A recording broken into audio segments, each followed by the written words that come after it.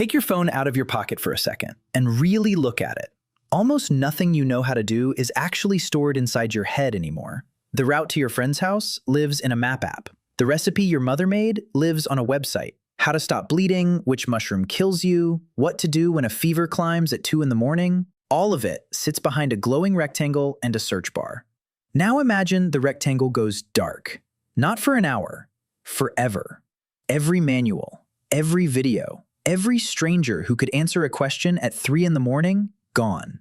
And the only backup copy of human knowledge that still exists is stored inside the skull of one old person sitting near a fire on the other side of camp.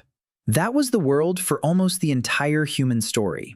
Your survival didn't depend on how strong you were. It depended on whether someone old enough to remember was still breathing. And here's the part that should stop you cold. For most of the time our species existed, that old person barely existed at all. Because when scientists finally counted the skeletons, they found something that shouldn't be possible. Old age is not normal, not in nature and not in our past. Look at almost any wild animal and you'll notice the same brutal pattern. They reproduce, they raise young, and then they die. Salmon spawn and rot in the same river. A lion that can't hunt gets pushed out of the pride. Nature doesn't build retirement into the design. Because from evolution's cold point of view, a body that can't make more bodies is a waste of food. So a human female who stops having children at 50 and then keeps living for another 25, 30, 40 years is not just unusual. On paper, she looks like a design error. She eats, she drinks, she takes up space in a group that's already fighting for calories. She gives nothing back to the gene pool.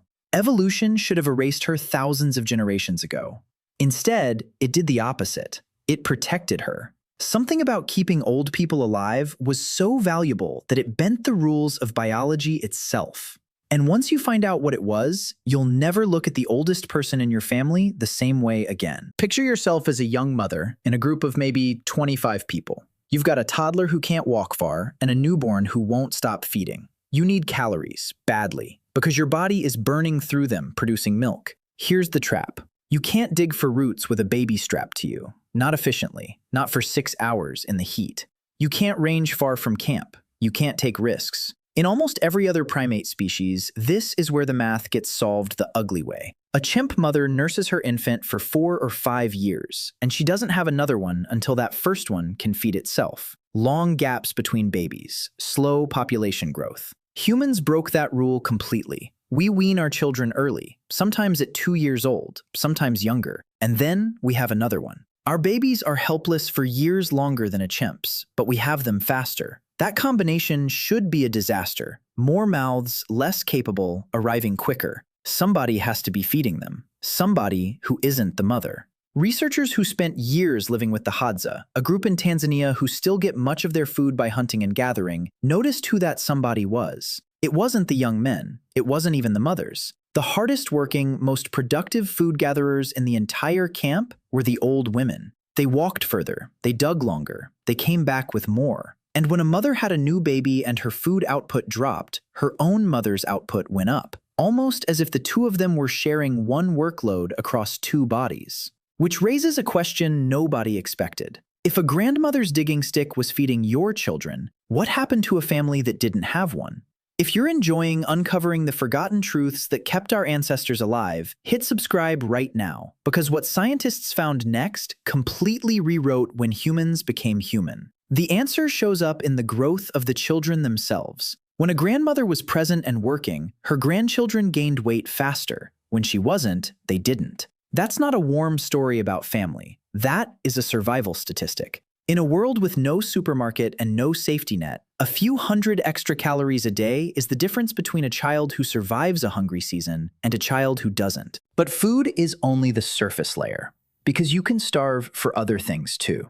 Think about everything an infant needs that has nothing to do with milk. Someone has to notice the snake before the toddler does. Someone has to sit with a sick child through the night so the mother can sleep and keep producing food. Someone has to hold the second baby while the first one learns to walk. Human children are the most expensive young in the animal kingdom, and a single mother working alone simply cannot pay that bill. So we did something almost no other species does. We raised children as a group, with the oldest members carrying a share of the load that their bodies were no longer built to carry. That's the part people miss. Grandparents weren't the ones being cared for. They were doing the caring, and it worked so well that it changed the shape of our entire life cycle. It let mothers have children closer together. It let populations grow. It let our young stay helpless for longer, which gave their brains more time to develop before adulthood locked in. Every one of those advantages traces back to the same source: someone old enough to be useless, refusing to be useless. But there's a much darker version of this story, and it has nothing to do with food. It has to do with the years when there is no food at all. Imagine a drought. Not a bad month, a bad decade. The rivers you know are dry. The plants you've eaten your whole life are gone. The game has moved somewhere you've never been. Everyone in camp under the age of 40 is looking at a landscape that has never behaved this way in their lifetime. You have no records, no weather data, no maps. All you have is memory. And this is where an old person stops being helpful and starts being the only reason your bloodline continues. Because somewhere in that camp is someone who was a child the last time this happened. 60 years ago, 70. They remember their own grandmother walking them 2 days east to a rock cleft where water collects when everything else fails. They remember which tree keeps fruiting when the rains don't come. They remember that the bitter root nobody eats in a good year will keep you alive in a bad one. That memory has never been useful. Not once in their entire adult life.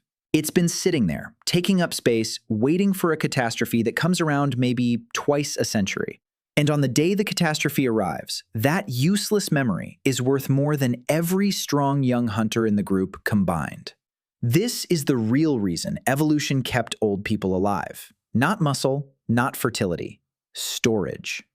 Most people picture prehistoric life as a place where the weak got left behind. A group on the move, food running out, and the old ones quietly dropped somewhere along the trail because they couldn't keep up. That image is almost completely backwards. Start with something as ordinary as dinner. Almost nothing our ancestors ate could be picked up and swallowed. Roots had to be dug, scraped, and roasted for hours before they stopped being fibrous poison and started being calories. Nuts had to be cracked, sorted, and sometimes soaked for days to leach out the bitterness that would otherwise make you sick. Meat had to be butchered in a specific order, dried or smoked before it turned, and the marrow cracked out of bone with a strike in exactly the right place. Every one of those steps is a skill, and every one of them can be done sitting down.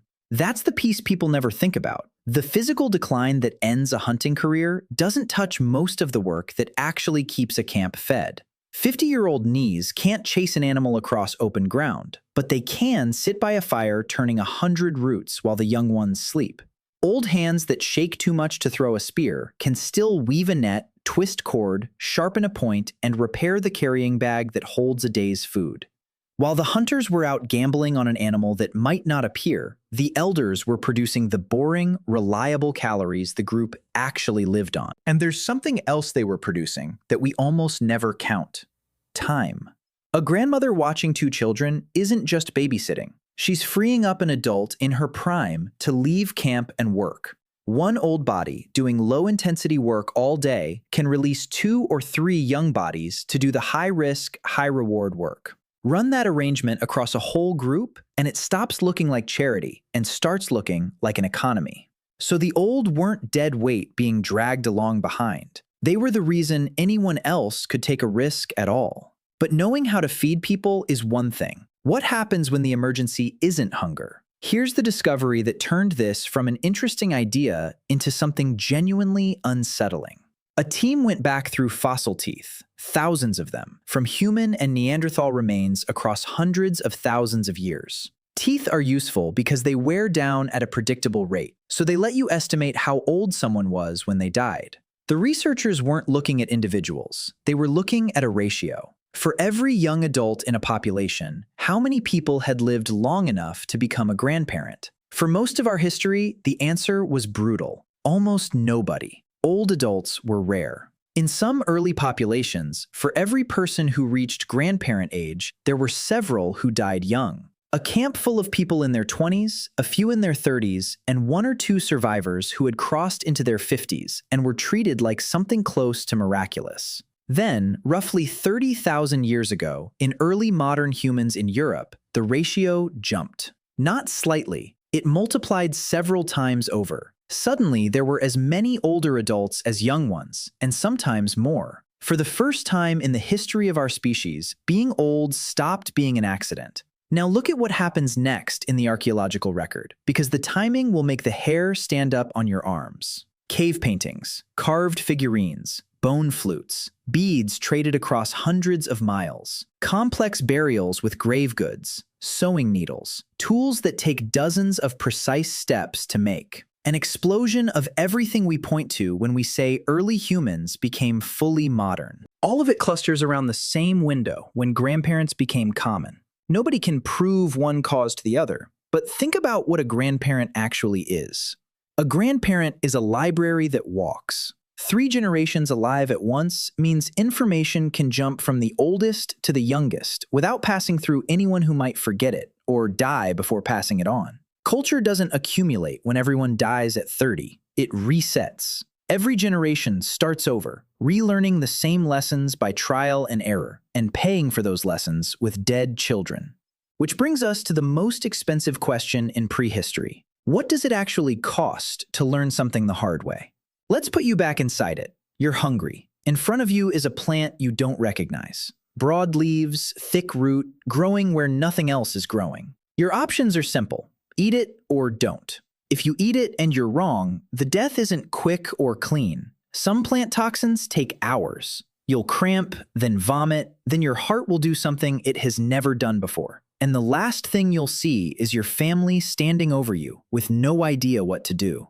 Now imagine an old woman sitting nearby, glances at it, and shakes her head. That's it. That's the whole intervention. 2 seconds of recognition, and you live. Multiply that by every plant in a landscape. Hundreds of species. Some food, some medicine, some fatal. Some fatal only at the wrong time of year or the wrong stage of growth. In many traditional societies, people can identify and use hundreds of different plants. And the deepest knowledge always sits with the oldest members of the community. No individual could work that out alone in one lifetime. There isn't enough time, and there aren't enough second chances. It goes further than plants. How do you set a broken arm so it heals straight instead of crooked? How do you turn a lump of stone into a blade without shattering it? How do you know a woman's labor has gone wrong? And what do you do with your hands when it has? How do you read a sky that's about to turn? Every one of those skills takes years to learn and seconds to lose. A group that lost its elders didn't lose its history. It lost its instruction manual. And that raises something we still haven't answered. If elders were this valuable, what did a group do when the elder couldn't walk anymore? Put yourself in the worst night of your life. Your partner has been in labor since the previous afternoon. Something is wrong. You can see it in her face and in the way the other women have stopped talking. There's no hospital, no doctor, no phone. Whatever happens in the next hour happens because of who is standing inside that shelter. Human birth is genuinely dangerous, and it's dangerous because of a trade our species made a long time ago. We walk upright, which narrowed the pelvis. We grew enormous brains, which widened the head. Those 2 changes pull in opposite directions, and the result is a birth that is tighter, longer, and riskier than almost anything else in the animal kingdom. A cat gives birth alone in a cupboard. A human being usually cannot. So we became one of the only species where birth is a group event, and the people who make the difference are the ones who have seen it go wrong before. Someone who knows how to reposition a baby that's turned the wrong way. Someone who knows that this much bleeding is normal and that much is not. Someone who has watched a mother panic and knows that talking her breathing back down is not a kindness, it's a medical intervention. That knowledge cannot be invented in the moment. It's built from decades of nights exactly like this one. Now widen it out to every other emergency. A wound that goes red and hot at the edges. A child burning with fever. A snake bite. A tooth that is turned into an infection climbing toward the jaw. In each case, someone has to decide what this is, whether it will pass, and what to do with the plants and heat and water available in the next 20 minutes. Get it right, and the person lives. get it wrong, and you learn a lesson you'll only be able to use if you're still alive in 40 years to teach it to someone else. That's the loop our whole species runs on. Suffering turns into knowledge, and knowledge only becomes useful if the person carrying it survives long enough to hand it over. Which makes you wonder, what happened to the ones who never got the chance? The bones give us an answer, and it's not the one most people expect. Skeletons keep receipts. When someone survives a serious injury, the bone knits back together and leaves a permanent record. And across ancient human and Neanderthal remains, we keep finding individuals who lived years, sometimes decades, after injuries that would have made them nearly useless as hunters. There's a famous set of remains, often called the Old Man of Shanidar, found in a cave in Iraq. This was a Neanderthal who had a withered arm, damage to the side of his skull that likely blinded him in one eye, and injuries to his leg that would have made walking difficult and painful. Any one of those alone would slow you down badly. Together, in a landscape full of predators and cold and hunger, they should have been a death sentence within a season. He lived for years afterward, which means somebody fed him. Somebody moved at his pace. Somebody made the calculation that a half-blind man with one working arm was still worth carrying through winter. That's not sentimentality. Sentimentality doesn't survive a famine. Those groups kept damaged elders alive because damaged elders were still the most valuable thing they owned. His body was finished. His memory wasn't. Think about what that means for how our ancestors saw a person, not as a set of working limbs, as a container for information the group could not afford to lose. And it opens a much stranger door. Because if this pattern is real, we shouldn't be the only species doing it. There's a part of this story that usually gets left out entirely, and it belongs to the men. An aging hunter loses speed first, then strength, then the ability to absorb an injury and get back up. What he doesn't lose is the thing that took him 30 years to build. He can read the ground. A print's depth tells him how heavy the animal was. The edge of it tells him how long ago it passed. A broken stem, a shifted stone, the way birds move on the far side of a ridge, all of it assembles into a picture that a strong young man staring at the same dirt simply cannot see. Tracking is not eyesight, it is a database. So the old hunter goes out with the young ones, walks slower, carries less, and does the part that actually decides whether anyone eats. He points, he says, wait. He says, not that one is sick, and the group avoids meat that would have made half the camp ill. Then there's the stone. Making a good blade is not chipping a rock until it looks sharp. It's a sequence, and one wrong strike ruins hours of work and a piece of good material that might have come from 3 days' walk away. Watch someone learn it, and you'll see them fail for years. The only way anyone gets good is standing beside somebody who is already good, watching their hands, being corrected in real time. An elder who can't hunt can still teach 12 people to make the tools that hunt for him. And there's one more thing an old man carried that nobody else could: names. Small groups can't survive alone. They need neighbors, for mates, for trade, for somewhere to go when their own territory fails. Those relationships were held together by memory. Who is related to whom? Which family owes what? Which group welcomed you 2 droughts ago, and which one turned you away? Lose the man who remembers the connection, and you don't just lose a story. You lose the road to the only people who might feed you when everything else is gone. Look up on a clear night, and you'll find the same thing written across the sky. Which star rises before the rains? Which one sits above the pass you need to cross?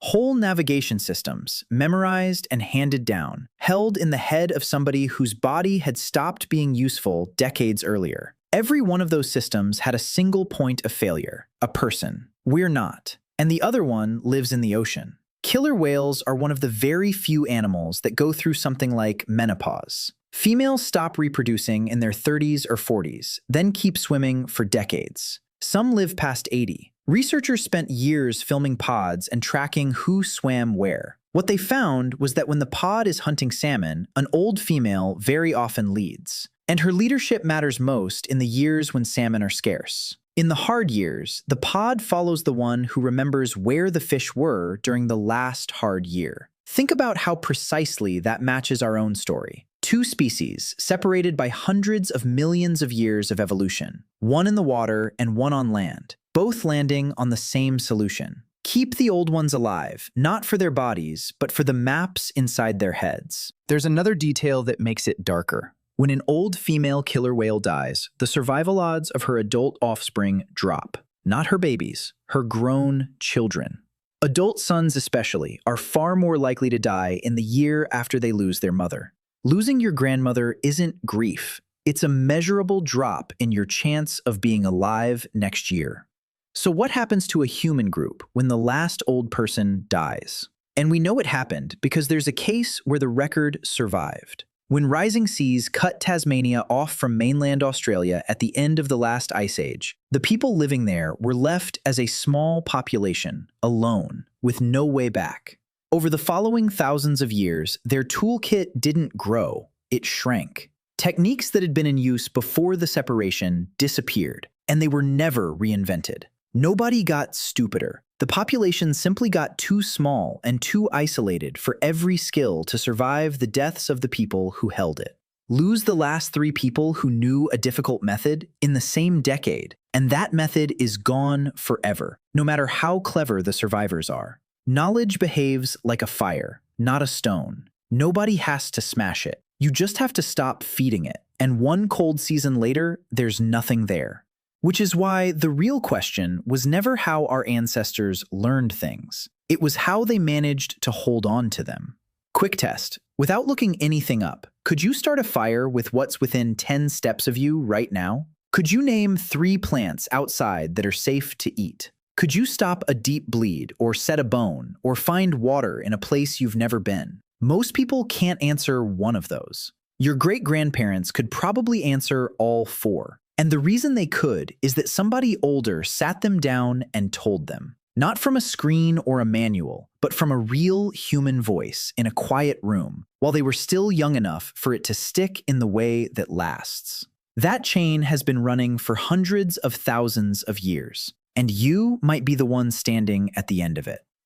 Nothing, not a single thing happens. And that's exactly what makes this the most frightening part of the entire story. Because the damage is real long before anyone in that camp is able to see it. Nothing happens on the day the last elder dies.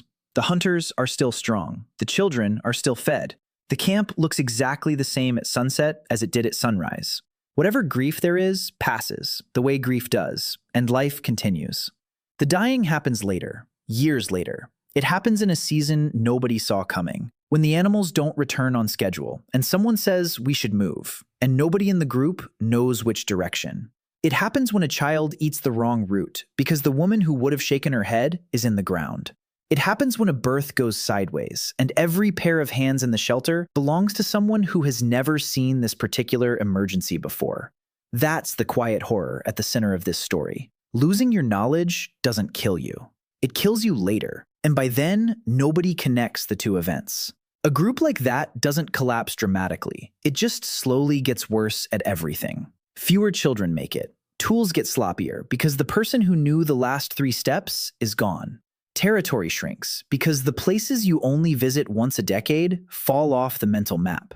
Give it 2 generations, and you have a group that survives, technically, but has quietly forgotten how to handle the rare disasters that always eventually come. And when one of those disasters finally arrives, they're not unlucky, they're unprepared. By an ancestor's death, nobody remembers. So how do you stop that from happening? How do you take everything inside an old person's head and get it into a child before the old person dies? You turn it into a story. This is the part that makes the whole system click. Facts are fragile. A list of instructions falls apart the moment it passes through a few people. But a story, with characters, danger, rhythm, and consequence, told the same way every time, in the same place, with the same rules, is astonishingly stable.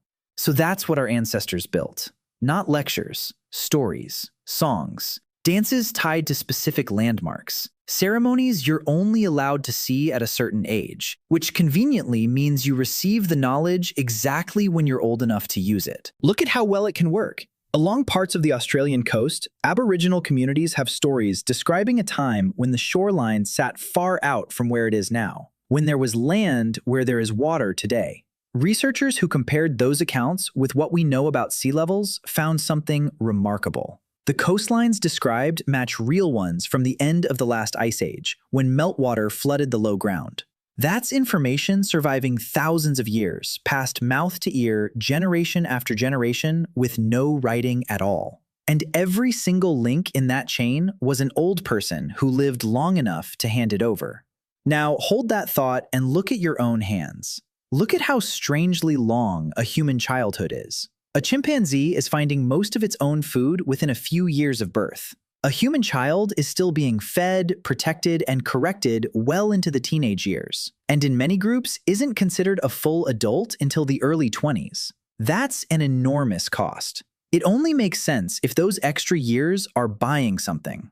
They are. They're buying learning time. A long childhood is useless unless there's someone standing over it with answers, and the person with the most answers is almost always the one who has lived the longest. Stretch the childhood and you can pour more into it, but only if the teacher is still alive at the other end. That's why teaching feels so natural to us and so rare everywhere else. Most animals learn by copying, quietly, on their own. Humans correct each other. We slow down, we demonstrate, we point out the mistake, and we do it patiently with children who won't repay the favor for another 20 years. So the two things evolved together: long lives at the top, long childhoods at the bottom, and a constant flow of information running between them. Break either end, and the whole system fails. Because you are the product of an unbroken chain of successful transfers. Every one of your ancestors, all the way back, was born into a group that had someone older who knew things. Someone who knew which water was safe. Someone who knew what to do when the bleeding wouldn't stop. Someone who had already made the mistake so your ancestor didn't have to. Not one link in that chain broke at the wrong moment. Not once, across a span of time so long your brain refuses to picture it. There's one more thing hiding in this, and it might be the strangest part.